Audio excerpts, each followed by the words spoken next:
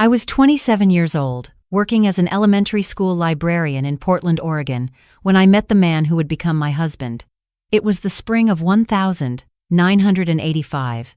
A colleague had dragged me to a neighborhood festival downtown, the kind with food stalls and live music and too many people pressed together on a warm Saturday afternoon. I didn't want to be there. I had a stack of books at home, a cat named Henry, and an introvert's complete satisfaction with a quiet weekend. But she pulled me along anyway, and somewhere between the gyro stand and a bluegrass band I'd never heard of, a man with dark eyes and a wide, easy smile handed me a napkin I hadn't asked for because I'd just dripped mustard on my sleeve. That was it. That was how it started. His family had come to the United States from Greece 2 generations back, but they held on to the old country the way some families hold on to silver, polished, displayed, never quite used in daily life but never stored away either. His mother still cooked the recipes her own mother had brought over. His father had died before I met the family, but his uncles and aunts gathered on weekends and spoke to one another in Greek, loud and warm and completely impenetrable to me. I didn't mind. I thought it was beautiful, actually. The sound of it, the way a whole other world lived inside their kitchen on a Sunday. I told my husband once, early on, that I wished I understood it. He smiled and said something like, "It's hard to learn. Don't worry about it." And I believed him. Because in those days I believed most things he said. We were married in October of 1985. I was 27. He was 31. His mother cried at the ceremony, and I cried too. And his aunts fed me spanakopita and called me beautiful and told me I was one of them now. I held on to that. For a long time, it was enough. The Greek never stopped, of course. Every family dinner, every holiday, every phone call with relatives back in Thessaloniki, it flowed around me like a river I stood in the middle of, feeling the current but unable to read where it came from or where it went. My mother-in-law, who had lived with us since the 3rd year of our marriage, was fluent and comfortable only in Greek. Her English was functional enough for grocery shopping and doctor's appointments, but when she was relaxed, when she was home, she spoke only Greek, to her son, to her sisters when they called, to the television, sometimes, though I never quite figured out why. I asked my husband to teach me, maybe 5 or 6 years into the marriage. He dismissed it gently, the way you might dismiss a child asking for something impractical. "It's a very complicated language," he said. "The grammar is different from anything you'd know. You'd find it frustrating." And again, I let it go. Because by then I had learned other things. I had learned that certain topics made him go quiet and sharp-edged, and language was one of them. His family's language was his, and in some way I couldn't name yet.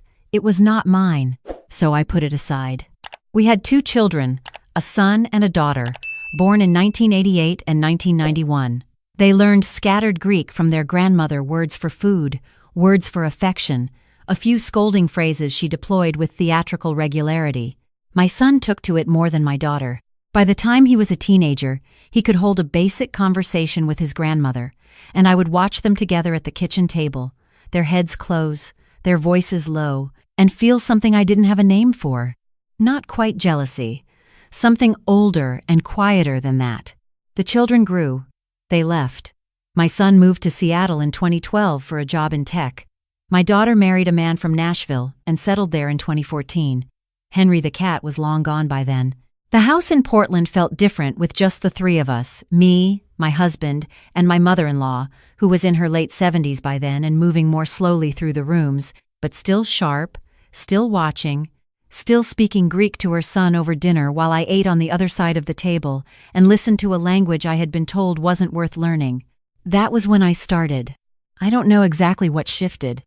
Maybe it was the emptiness of the house.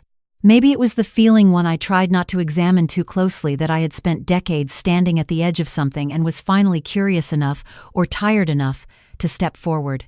My daughter had given me a tablet for Christmas, and one January afternoon in 2015, I downloaded a language learning app, Greek. I told no one. I want to be honest about why I kept it secret.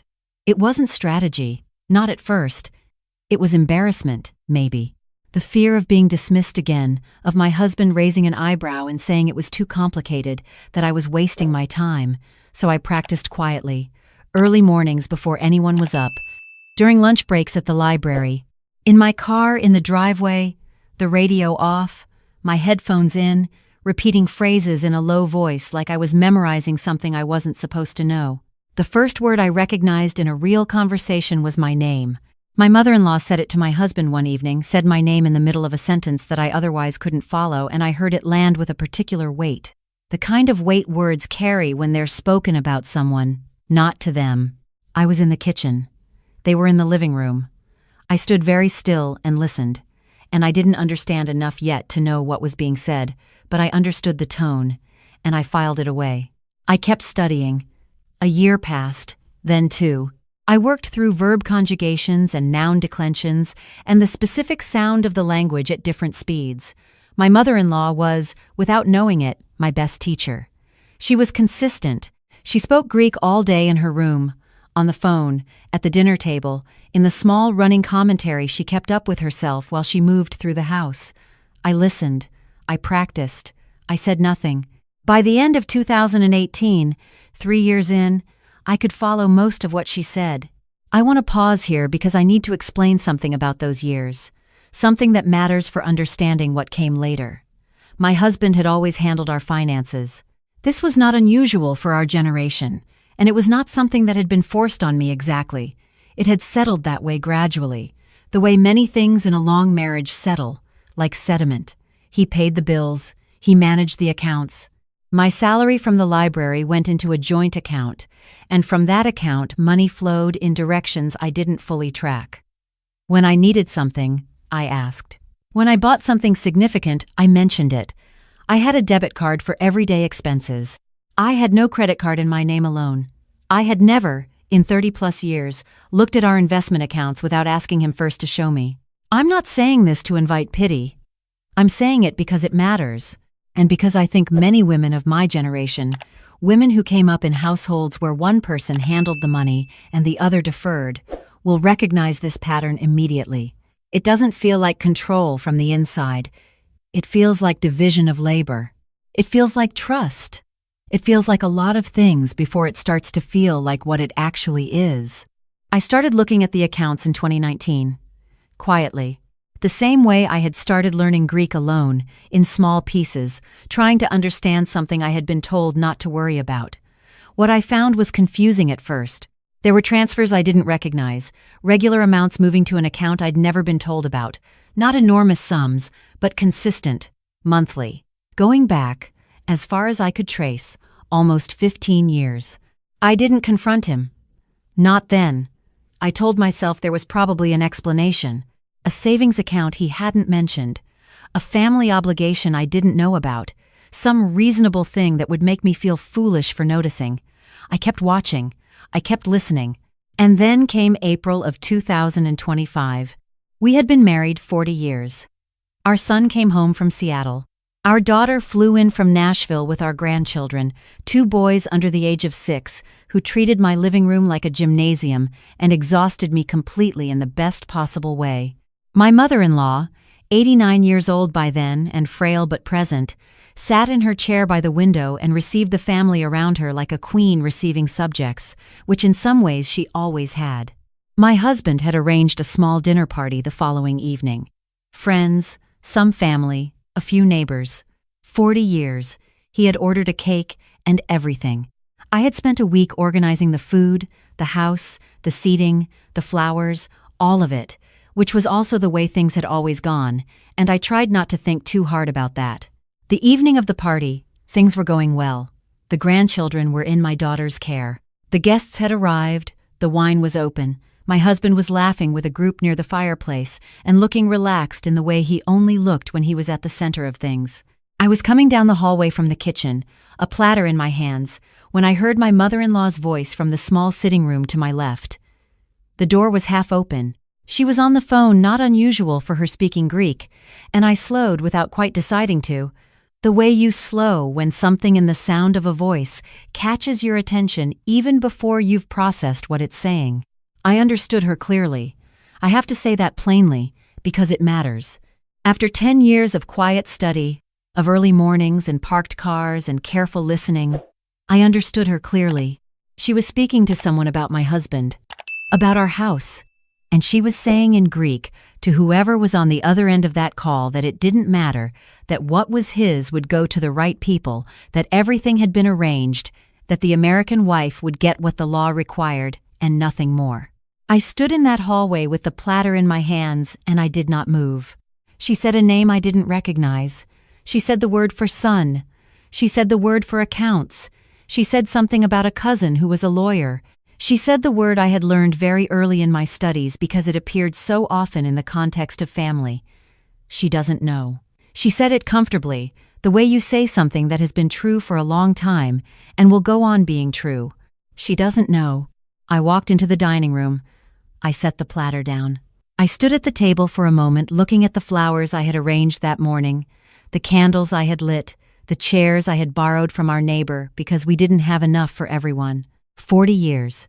An anniversary dinner in a house full of people celebrating something I was apparently the last to understand. I went to the kitchen. I stood at the sink. I ran the water cold and held my hands under it and breathed. There's a particular kind of knowledge that rearranges everything around it, not just the thing itself, but all the years before it. You look back, and the shape of things changes. The things you explained away, the things you were told not to wonder about, the things you trusted without asking, they don't disappear, but their meaning shifts. The water running over my hands in that kitchen was the same water it had always been. But I was not the same woman. I finished the dinner. I thanked the guests. I said the right things when people clinked glasses and smiled at my husband and talked about 40 years. I smiled too. I had learned over the course of a long marriage to perform composure when composure was required. I was very good at it. When the last guest left, and the house was quiet again, I sat at the kitchen table alone with a cup of tea, and I thought about what I actually knew, and what I suspected, and what I would need to find out. I am a librarian. I know how to research. I know how to find things in places people assume they're hidden. Over the following 3 weeks, I found out quite a bit. The transfers I'd noticed in 2019 were still ongoing. They went to an account in my husband's name alone, an account I was not on, had never been told about, and had never been able to access. The account had been opened in 2003. The year our son left for college. I remembered 2003. I remembered thinking that year felt like a turning point somehow, though I couldn't have said why at the time. Now I understood the timing a little better. I contacted a financial attorney. A woman whose name I found through the library's legal aid resource directory, someone with 20 years of experience in family law and asset division. I brought her everything I had gathered, organized in a folder the way I would organize anything I expected to need to explain to someone else. She looked through it quietly. Then she looked at me. "How long have you known about the separate account?" she asked. "I suspected for about 6 years," I said. "I confirmed it 3 weeks ago. Did you have access to the financial records before this?" "My husband managed everything," I said. She nodded. She didn't look surprised. She said, in the careful language of someone accustomed to being precise about painful things, that what I was describing had a name, and that the name mattered in terms of how the law would treat it, and that I had more standing than I might think. I went home. I made dinner. I sat across from my husband, and my mother-in-law ate in her room as she often did in the evenings, and I listened to him talk about a problem with a client and ask about my day, and I answered both the question he asked and a different, older question I had been carrying for years without knowing it had an answer. The question was, how long could I have left if I had chosen to? The answer was, anytime. I could have left anytime. It took 8 months. The attorney was patient and methodical, and very good at her job. The process was not simple, and it was not painless. There were conversations I had dreaded and found, once I was in them, to be manageable. There were moments of grief that surprised me, not grief for the marriage I was ending, exactly, but for the marriage I had believed I was in. Those are not the same thing, and the distance between them is where 40 years of a certain kind of loneliness lives. My son came down from Seattle when I told him. He sat in my kitchen and looked at the table for a long time, and then looked up at me and said he was sorry. I told him he had nothing to be sorry for. He asked if I was okay. I said I was working on it, which was the most honest answer I had. My daughter called every few days. She is like me in some ways, practical, careful, not a person who wastes words, and her support came in the form of questions she'd already researched the answers to, sent to me in texts at sensible hours. Where will you live? Have you looked into your Social Security benefits at 67? Do you want me to come up for a week? That last one I said yes to, and she came, and we sat on the back porch in the October cold with blankets and coffee and talked more honestly than we had talked in years. She asked me how I had learned Greek without anyone knowing. I told her, early mornings, an app on a tablet, the parking lot of the library, 10 years of listening to her grandmother on the other side of walls. She was quiet for a moment. Then she said, I always thought something was wrong. I didn't know what. I told her I hadn't known either, for a long time. That's the thing about knowing something slowly, it looks so much like not knowing, from the outside. I am 67 years old now. I live in a smaller house in the same neighborhood, close enough to walk to the park where my grandchildren come to visit, far enough from the old house that I don't have to see it unless I choose to. I still work at the library, though I've cut my hours back. I'm learning Italian now, for no reason except that I want to, and no one can tell me it's too difficult. My mother-in-law is still alive. She is 90 years old and lives with her daughter now, in Sacramento. I have not spoken to her since the divorce was finalized. I don't carry much anger about her. What she did for her son, and I think in her understanding of how families work, that made it right. I disagree with her understanding. But I have spent too much of my life in the same room with things I disagreed with and said nothing. That particular habit is one I have given up. What I carry instead is something harder to describe. A kind of clarity, I suppose. The strange lightness of knowing exactly where you stand because you have finally stopped standing in the wrong place.